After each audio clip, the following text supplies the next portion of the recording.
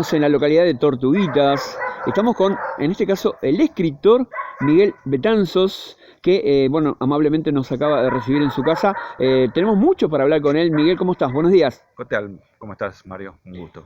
Muy bien. ¿Cuándo comenzó tu gusto por la lectura? Porque obviamente, como mucha gente, como muchos jóvenes, estabas estudiando en la secundaria, pero bueno, particularmente a vos se te dio por la lectura. ¿En qué situación? Fue un poco influido por mi viejo, que le gustaba mucho leer. Lamentablemente no tuvo mucha oportunidad de hacerlo porque, como te explicaba antes, el matrimonio le privó de de esa posibilidad. Pero me legó el gusto por la literatura, por los libros, en general por toda la curiosidad que tiene que ver incluso con la ciencia, la filosofía, la historia y todo ese tipo de cosas. Claro, sí, interesante realmente. Pero bueno, terminás la secundaria, luego tenés que hacer el servicio militar, como se Exacto. acostumbraba en aquel momento, y luego del mismo, bueno, tenés la noticia de que fuiste convocado para Malvinas. Exacto, sí, sí, no, ya había terminado el secundario hacía 2 o 3 años, porque terminé a los 17 y pico, y a los 18 y pico ya, a los 19, mejor dicho, ya me convocaron. Cumplí 19 años haciendo la colimba y después cumplí 20 estando en las Malvinas, así que así fue la historia. Ah, ajá. ¿Dónde Un hermoso cumpleaños fue. Sí, totalmente. ¿Dónde te tocó en Malvinas, digamos? ¿Dónde te tocó combatir? Es una zona que está, para ubicarte más o menos, de Puerto Argentino al sudeste Sí. de esa zona, está muy cerca de la costa marítima. Claro. Un momento muy particular, muy especial del país, en donde quizás mucha gente con el paso del tiempo ya no recuerda de que bueno, muchos vecinos, para enterarse de lo que realmente pasaba, tenía que escuchar una radio extranjera, ¿no? Como Radio Colonia de Uruguay en aquel momento, ¿no? Sí, lo cual es bastante preocupante, ¿no? Que los ciudadanos de un propio país deban enterarse por una radio extranjera o un canal extranjero de lo que pasa en su propio país. Ujú. Pero bueno, era otra de las tantas oscuridades que tuvo la dictadura en ese momento, ¿no? Vos cuando recordás Malvinas seguramente que te queda un sabor amargo, seguramente muchos amigos, muchos compañeros, muchos conocidos han quedado en las islas, ¿no? Sí, muchos, muchos, incluso amigos muy cercanos míos, con los que tuve una relación muy cercana durante la colimba. Claro. Bueno, cuando termina esa dura etapa, comenzás a escribir, quizás ensayos, trabajos, novelas que, a ver, tienen que ver con, relacionados de alguna manera u otra con la historia, ¿no? Sí, todas las que tengo escritas son novelas históricas, sobre hechos históricos o sobre personajes históricos, sí. Sí, sí. Sí, Bueno, como Galileo, Américo Vespucio, Sócrates y alguno que otro más. claro, muchos trabajos, bueno, casi 10 trabajos. Bueno, quizás para vos, por lo menos, ¿cuál fue el que te brindó, a ver, mayores satisfacciones? Eh, Por lo menos para vos, ¿no? Tu óptica. no, es difícil de responderte eso, porque algunos me dieron satisfacciones desde el punto de vista literario y otros desde otros puntos de vista. No sé, en realidad me es muy difícil decir cuál me gustó más, cuál me gustó menos. En algunos me costaron más, otros me costaron menos. Es muy arbitraria la decisión, no sé. Claro. Bueno, uno de los trabajos, viéndolo, ojo, viéndolo de afuera, ¿no? Disculpa la ignorancia. Quizás Matar al Virrey fue uno de los trabajos que quizás la gente más te consultaba, ¿o no? En respecto de ese libro, yo lo que tengo que decir personalmente es que quizás es el que más me gusta a mí, pero Ajá. es un gusto personal porque he escuchado a otros lectores que han preferido otros libros, que no les ha gustado tanto ese y sí otros.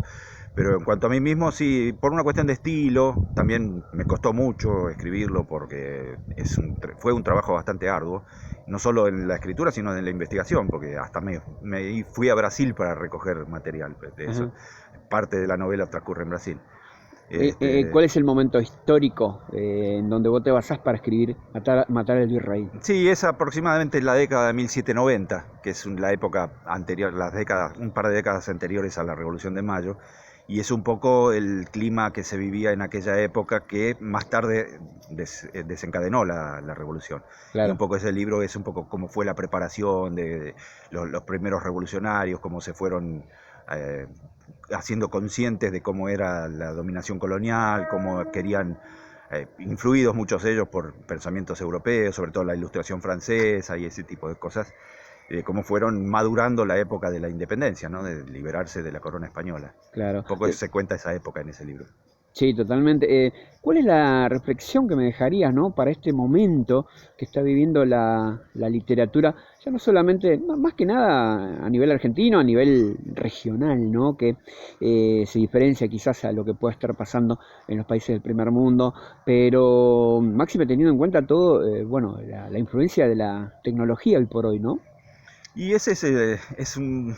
Como es Internet en realidad es una herramienta y como toda herramienta sirve para cosas buenas y para cosas malas, según cómo se utilice. En cuanto a la relación con el libro, sí, evidentemente la Internet, al libro impreso me refiero, evidentemente Internet lo ha liquidado casi. Quedan muy pocos. De hecho, acá en Tortuguitas no hay ninguna librería, eso ya es Claro, un dato bastante concreto, ¿no? La más cercana está acá en el Open Mall, claro, sí, pero sí. en todo Tortuguitas no hay una sola.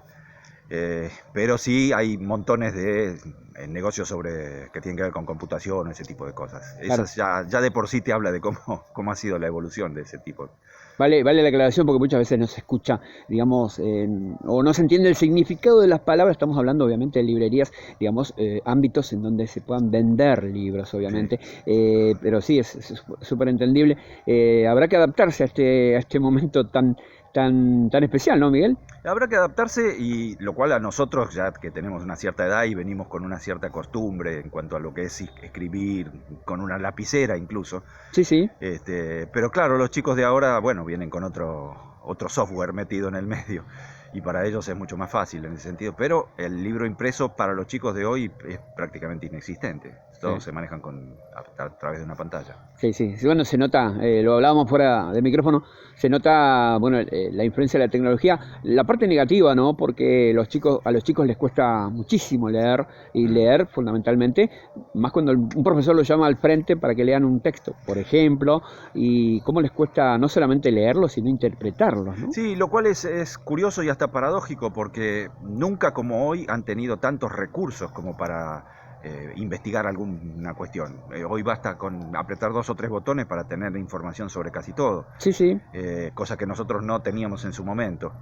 Así que por eso te digo que es paradójico porque por un lado mata a la literatura o a los libros, pero por otro lado es una fuente de recursos inagotable. Así que es como una herramienta, sirve para cosas buenas y para cosas malas.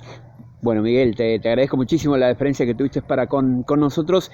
Bueno, te deseo lo mejor y ojalá, aunque sea por una cuestión de hobby, puedas seguir escribiendo y trabajando en lo que vos amás, que tiene que ver con la literatura. Dale. Perfecto, te agradezco muchísimo, Mario. Ha sido un placer.